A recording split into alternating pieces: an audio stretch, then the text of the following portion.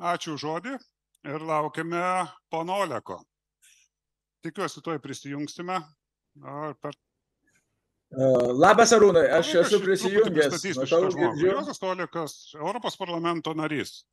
Tačiau jis turi dar vieną apibūdinimą, kuris tarsi artimesnis mūsų šiandieniam forumui. Bitininkas. Pone Olekai, kalbėsit kaip Europos parlamento narys ar kaip bitininkas? Kvietėt kaip Europos parlamento, galėčiau bandyti sujungti. Tvarkoj. Nes jūsų pranešimo tema tokia preliminariai Europos Sąjungos žemės ūkio ateitis, iššūkiai Europai ir Lietuvai. Prašau, klausom.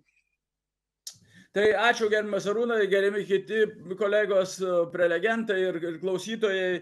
Ačiū už galimybę pasakyti. Čia dar taip nukreipė vos ne į rinkimus, bet aš manau, kad bandysiu ne tiesiogiai su rinkimais nieko nederinti, kalbėti apie tą situaciją. Kaip pats minėjai, Arūnai, mes iš tikrųjų esam tokioj gana sudėtingoj klimatiniai ir geopolitiniai situacijai, kada aplink vyksta daugeliu pasikeitimų, kurie turi tiesioginę įtaką maisto gamybai, saugumui ir apsirūpinimui maistu.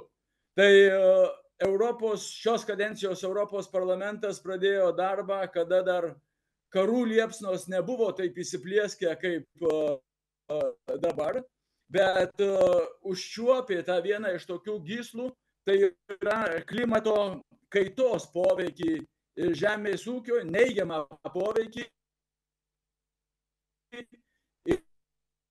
žemės ūkiui, bet galime sakyti plačiau, maisto gamybai ir netgi migracijai pasauliniai, kai dar žmonės neturėdami, negalėdami užsiauginti maisto, bando palikti tais teritorijas ir keliauti toliau.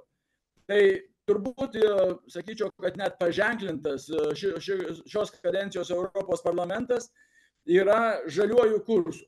Žaliasis kursas kaip atsakas į tuos klimato pasikeitimus, kaip juos pristabdyti, kad mes savo laukuose galėtume ir toliau auginti derlių. Aš nežinau, ar galėtume mes pasidalinti mano pirmąją ir dabar jau galėtume antrąją skaidrę, kas čia valdo jūsų auditorijoje, jeigu parodyti būtų tokia galimybė. Ar galėčiau paprašyti? O, puiku. Puiku.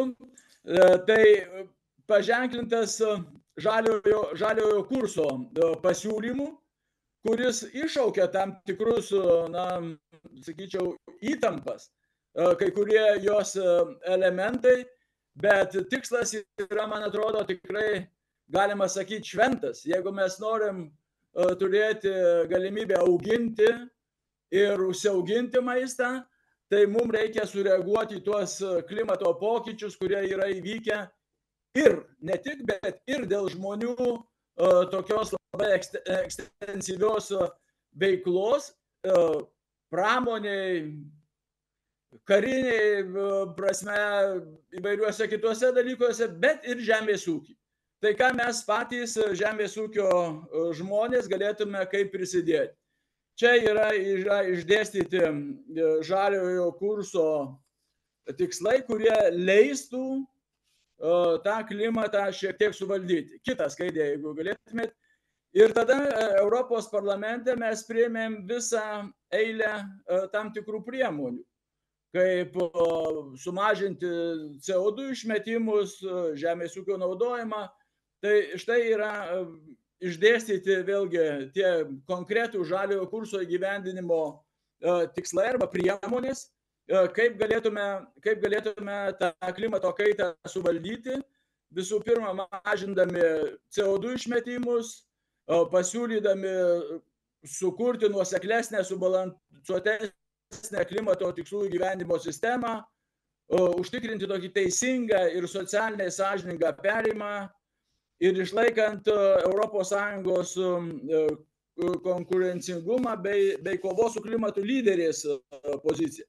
Tai čia yra dėl CO2 išmetimų tikslai. Kitą skaidrę prašom. Žemės ūkio naudojimo ir žemės ūkio naudojimo keitimo bei miškininkystės priemonės, kaip galėtume pritaikyti arba prisitaikyti mes patys, kartu tęsdami maisto gamybą, ūkininkavimą, bet tuo pačiu pabandydami sumažinti poveikį klimatui. Tai tos priemonės yra, jos kai kurios sutinkamos labiau palankiai, ypatingai šio sektoriaus, kai kurios sukelia problemų ir mes čia Europos parlamente taip pat bandom surasti tam tikrą balansą, nes yra tokie kraštutiniai, kurie norėtų ne visiškai uždrausti žemės ūkio gamybą, galima pasakyti, arba žemės ūkį, kad jis neterštų gamtos, bet neaišku tada, ką jie valgytų ir kaip sveikai maitintųsi. Iš kitos pusės yra tam tikras konservatyvus stabdis, kad dabar nelaikas, žiūrėkit, prasidėjo karai, kiti dalykai, dar patelškime, dar tęskime po senovę tokią labai ekstensyvę gamybą, nežiūrėdami, netaikydami jokių priemonių apsaugos ir tokiu būdu eidami į priekį. Kitą skaitę prašau, čia yra konkretų skaičiai, pavyzdžiui, 2030 metam grynasis šiltnamio efektą sukeliančių dujų pašalinimo tikslas dabar Europos parlamente įrašyta 310 milijonų tonų CO2 ekvivalento. Tai parlamente šitie siūlymai svyravo nuo, sakykime, palikimo gal tik tai kokie 150 iki 540 tonų. Ir pavyko rasti tam tikrą vidurkį, balansą, kada mes galėtume tvariai tęsti ūkininkavimą, bet iš tikrųjų mažinti tą taršą, kur yra. Kita skaitė. Dar vienas toks tikslas, iš tikrųjų sumažinti chemijos preparatų naudojimą, tai čia ir augalų apsaugos priemonės, ir trąšos įeina, bet vėlgi tos diskusijos, kurios vyksta ir užsibrėžtas tikslas sumažinti 50%, aš manau, jis yra labai svarbus, bet skirtingos šalys turi labai skirtingą bazę, nuo kurios mes kalbam, pradedame apie tą mažinimą. Tai, pavyzdžiui, Lietuvos ūkininkai pakankamai daug susimažinę arba nepradėję tiek naudoti, kiek kiti. Tiesa, reikia pripažinti, kad yra tam tikra kitokia struktūra žemės ūkyje, kur galbūt tos pesticidų naudojimas yra truputį skirtingas, bet aš, kaip matote skaidrėje, Lietuva naudoja vos virš 1 kilogramo pesticidų hektarui, kai Nyderlandai 10. Tai jeigu mes kalbam apie sumažinimą 50%, tai sumažinus Nyderlandus 50% dar lieka 5 kilogramai, kai tuo tarpu Lietuvoje šiuo metu tik tai yra 1 kilogramas. Tai mes čia turim rasti tam tikrą ir nacionalinę apsaugą, kad tas balansas cheminių priemonių mažėtų, bet jeigu norim turėti iš tikrųjų pakankamai maisto, saugaus, sveiko maisto, tai kažką turim duoti. Vien sumažinimas nepadės, nes paprastai šitos priemonės naudojamos argumentuotai, norint kovoti su kenkėjais ir turėti derlių. Todėl vėlgi kyla klausimas, taip yra tam tikros agrotechnologijos, ekologinės žemės dirbimo klausimai, bet mes turime ir naujų mokslo pasiekimų. Tai aš čia tam tikrą prasme advokatauju už ir Lietuvos mokslininkų, ypatingai gyvybės centro mokslininkų pasiūlymus, pasiekimus, kaip galima naudoti naujausias genetinės technologijas, kad turėti atsparesnės sėklas, atsparesnius augalus, kurie galėtų spręsti tais pačias problemas, sveikesnių augalų, mažiau reikalaujančių galbūt drėgmės, atsparesnių sausrai ir panašiai, ir duodančių gerą derlių, užtikrinančių apsirūpinimą maistu, saugiu maistu. Todėl visos šitos nauji pasiūlymai, ateinantys, pavyzdžiui, iš komisijos dabar ir kurie svarstomi čia Europos parlamente, beje, šį penktadienį 10 val. Mokslo akademijoje turėsime renginį, kviečiu, kas būsit Vilniuje, užsukti ir pasiklausyti. Mes kartu su Lietuvos žemdirbiais ir mokslininkais kalbėsim apie naujų genominių technologijų galimybės panaudoti ir teisinį reguliavimą Lietuvos mokslo akademijai. Taigi, kitą skaidrę, jeigu galima, mes Europos parlamente, ypatingai Agri komitete, naudojame, diskutuojame ir svarstome, ką mes galėtume dar padaryti. Tai vienas iš tokių dalykų yra baltymų strategija, apsirūpinimą baltymais, nes ypatingai gyvulininkystėje mums trūksta baltymų kaip pašaro naudojimo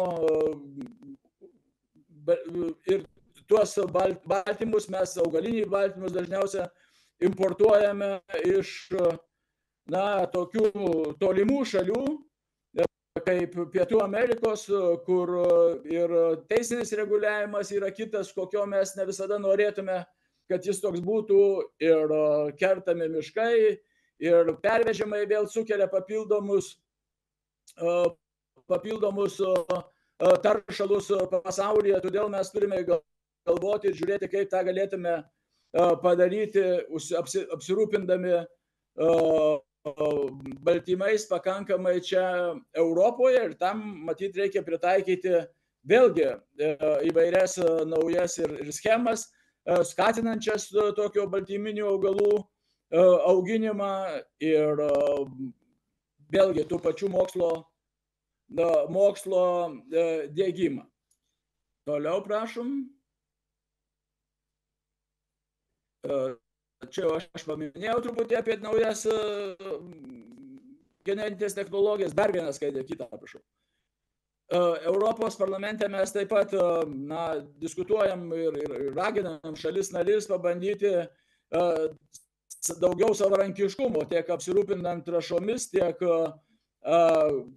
gamybos priemonėm arba resursais, nes iki šiol didžioji gamyba vyko importuojant iš Rusijos dujas, kurios šiuo atveju nėra tinkama šaltinis, kadangi jos ir toliau didina Rusijos pajėgumus Rusijos kare su Ukraina, todėl mes siūlome visai ieškoti įvairių kitų šaltinių, iš kurių būtų galima gaminti trąšas. Ir galiausia, kadangi klausimas, kokia ateitis, tai prašau kitą skaidrę, iš tikrųjų Europos parlamente buvo priimta tokia ilgalaikė kaimo vietovių vizija. Aš manau, kad mes ir Lietuvoje turėtume padiskutuoti iš tikrųjų, kaip mums suderinti tas skirtingas ūkininkavimo formas ir tam tikrą intensyvinimą ir gyvenimą kaime. Nes kaimas nėra vien tik tai žemės ūkio produktų gamyba, bet yra labai saugi vieta pandemijų atveju. Ta labai gražiai parodė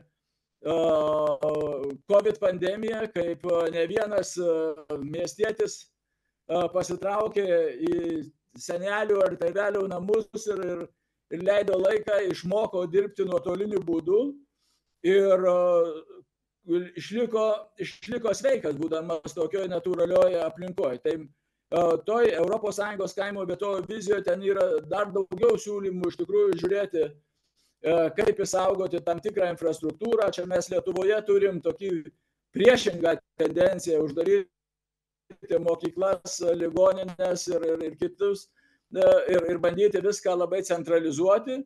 Tačiau jeigu mes norim išlaikyti gyvybingą kaimą, kraštovaizdį, tai turime iš tikrųjų pagalvoti, kaip sudaryti sąlygas tai kartų kaitai, kuri yra labai, labai svarbi, kad jaunos šeimos tiek ūkininkų, tiek nebūtinai ūkininkų, bet kaimo gyventojai galėtų pasilikti ir darbuotis. Aš turiu tokį labai gražų pavyzdį, kaip Kazlų Rūdos kaime vienam suradau savo Lietuvos gydytojų žinių redaktorė, kuri darbuojasi prie kompiuterio iš kaimo ir jai nereikia sėdėti Vilniaus centre, bet jinai gali puikiausia turėdama gerą internetinį ryšį, turėdama galimybę dirbti tokioj sveikoj aplinkoj.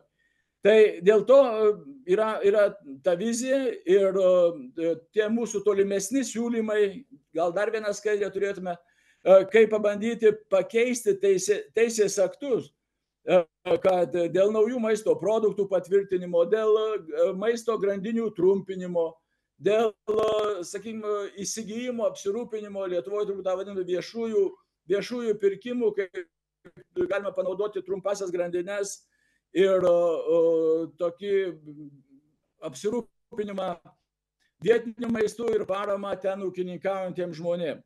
Bei taip pat, man atrodo, labai svarbu, nes čia vis kyla labai aštrus ginčiai su aplinkosaugininkais ar kai kuriais kitais žmonėmis, kurie, nenori įsileisti mokslinių tyrimų. Ir mokslinių tyrimų tame tarpe, Arūnas paminėjo, bitininkystės, pavyzdžiui, tamsiosios bitės ar Lietuvos bičių išlaikymo, kaip tą finansuoti ir pasidaryti ilgalaikę finansavimo strategiją, kad mes turėdami savo viziją, turėdami savo ir, sakyčiau, labai gerus mokslinį potencialą, galėtume tuos darbus daryti ir padėti žmonėm, kurie pasilieka kaime. Tai ačiū, mano laikas, man atrodo, išseko, aš spėjau beveik viską, ką norėjau pasakyti, mielai atsakysiu jūsų klausimus. Ačiū, trumpam įsiskirstim, bet ponas Olekas paminėjo tą labai gerą žodį klausimai. Turite galimybę užduoti klausimus tiesiogiai, nes mes vėl sugrįšime į diskusiją